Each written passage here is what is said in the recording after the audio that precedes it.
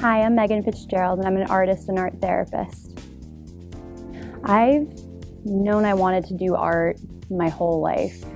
Ever since I got a coloring book in my hand, I pretty much would just sit and color it from start to finish. That's a story my parents tell me all the time. I don't necessarily remember doing that, but I just remember loving it, and anything to do with it kind of came secondary. So art therapy came to me actually when I was in high school. I was an art major in high school where I took both electives for art all 4 years. So around the third year, like junior year, they had a career panel come in because, you know, everyone starts to look at colleges and what do you want to do with your life.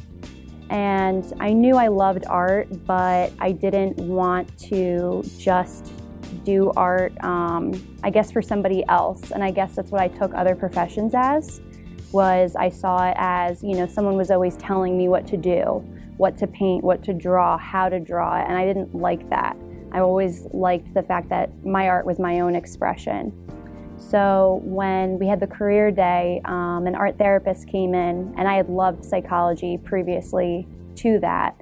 So when I heard that this was a field, it was like melding, you know, my two favorite things into one. So it kind of just made sense moving from there. I think in hindsight, realized that I was doing art therapy before I even knew what it was. Anytime I felt anything, I was sad, I was anxious, I was happy, I was in love, whatever, you know, it may be, I was painting that. I was never just doing still lifes or anything. It was always metaphor for how I was feeling. So it kind of gave terminology to something that I instinctually felt, I guess. The process of my paintings is always different. I wish that there was an exact outline, but they kind of come into me in all sorts of ways. I can give example with this one right here. Was a couple that I know actually came to me, and I'd known them for years, and they asked me to do a piece that represents their relationship. So because I knew them as friends for so long, and I know a lot about their history individually and together, I created the metaphors and symbolism that I saw in their relationship over a span of time that I had known them. So, you know, for that specific process, they gave me free rein and were basically just like, put our relationship into a painting. So that was really fun for me to do. But I know other times I'll start painting and I'll be starting and finishing a painting in 30 minutes. Other times it's a 10-month process because I'm going over things and changing my ideas. So the beautiful thing about art therapy is it's really for anybody. It gets a lot of misconception that, oh, it must be just for kids. I think people tend to relate art to children, and it is more instinctual for them. That's really their language at that point when they don't have a lot of verbal language awareness yet. So it's easy to do it with them, but honestly, I've done it with people upwards of 70 years old, and they find such fulfillment in it. It's for anybody who wants an alternative to your traditional therapy. I love the fact that it's a creative process. You don't necessarily have to be creative to go for art therapy, which is also the beautiful thing, is it can kind of stir the creative process within you. But the nice thing is that it makes it so it's a lot less vulnerable for people than just sitting down with someone and saying, okay, spill your deepest, darkest, like we usually have to do in traditional therapeutic methods. So that's why you'll see the uprising of art therapy, dance therapy, music therapy, as people are connecting to the fact that, hey, we as humans as a whole really connect on this level of expression through the arts.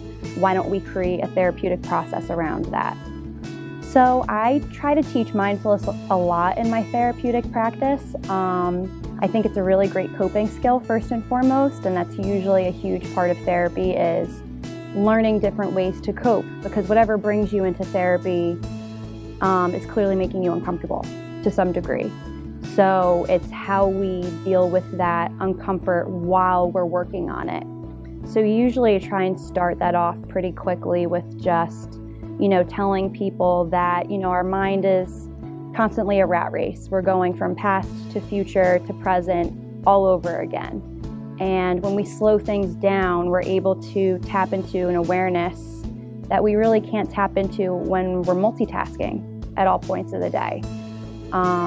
It helps us to really concentrate on what our triggers are for feeling or thinking or behaving in certain different ways as well. So I think the essence of staying here, staying now, is a lot easier for people to focus on, because when you're triggered, 10 minutes can feel like an eternity if you're feeling or thinking something that's uncomfortable to you. So if you allow that person to say, don't worry about 10 minutes from now, don't worry about 10 years from now, just focus on now, breaking it down that small, I find, is the basis for a lot of grounding, where you can then kind of get someone calm enough to be able to explore those uncomfortable places. The way that I help a client transfer their feelings of uncomfort into art is, first, I really listen to what exactly the issue is that they're bringing to me. When you first come into therapy, it's traditional where there's an array of questions that are asked just to kind of get to know the client overall and what brought them into therapy in the first place. So when I start to hear those different things that brought the client there, through my art therapy education, I can kind of start making decisions about what art we should really focus on first. For example, if I have a client who is really aggressive and have anger issues, a typical modality to use through art would actually be clay, because it is an aggressive material. You have to knead it out and roll it out and throw it at the table in order for it to actually work.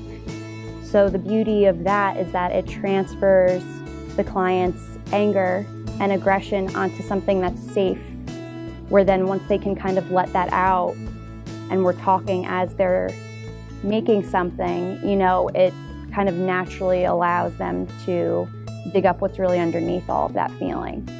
Versus, if I have somebody that is really, really rigid and needs to learn how to kind of let go or become a little bit more flexible, I might start them off with pencil because it's a very controlled medium, just like how they like things very controlled. And through my work with them, it would probably be a goal of mine to get them to use something like watercolor, where you have absolutely no control. And kind of building them up through those stages, using the art as the metaphor of where they're at in their process, makes it a little bit more comfortable. My art has transformed a million times over, and it's really interesting to kind of be someone that's trained in art therapy and then watch my own art, because I'm constantly able to kind of pick up on where I'm at, whether it be immediately or delayed. Sometimes it's super delayed, where I'm even kind of like, I don't know where this is coming from yet. But it eventually happens, and I've gone through different themes. I went through a whole water theme for years. I went through a charcoal stage for a couple years. Now I'm heavily into paint. So I kind of just move with the tide, so to speak, and just see what pops up for me. I really definitely want to say thank you to my family for always supporting me. They never took the art thing and kind of just washed it away and told me I was going to be poor with it. They, signed me up for classes, got me the materials, helped me push to make my dream a reality. So first and foremost, definitely them. My fiance for constantly supporting me and pushing me and edging me on to keep putting myself out of my own comfort zone in order to, continue to grow. All my art teachers I've had over the years, all of them are invaluable to me, whether they're art teachers or even my art therapy teachers. Without all of their education, support, insight, none of this would be what it is right now.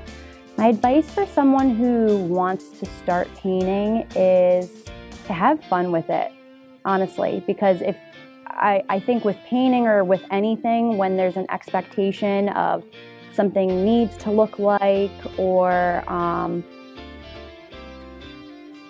just any expectation in general, I think that creates stress and anxiety, and it creates just this, it feels like a task, So to just have fun with it and play, that's the best way to learn all the different techniques, is literally just exploring and allowing yourself to just grow and continue doing it, because you might not see anything at first, but it's such a practice where if you keep going at it, you'll see progress immensely very quickly, and it's tangible. You know, it's on a page, so you can see it right for yourself.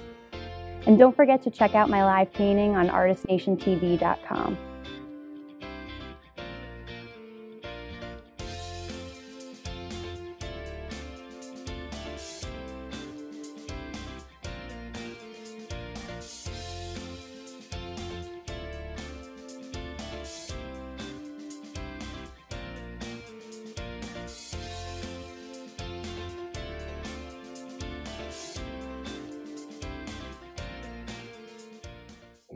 I'm Meagan Fitzgerald, and you're watching Artist Nation TV.